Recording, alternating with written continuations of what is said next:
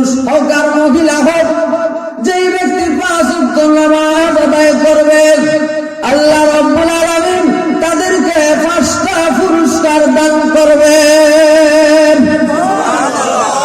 আরো জোরে আল্লাহু সুবহানাল্লাহ। কয়টা পুরস্কার? 5টা। আরো জোরে কয়টা? 5টা।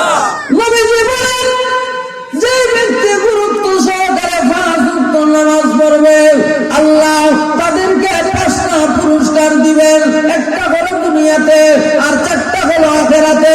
দুনিয়াতে যে পুরস্কারটা এটা হলো আল্লাহ রুজি রোজগারে বরকত দিয়া অভাব অনটন দূর করে দিবে।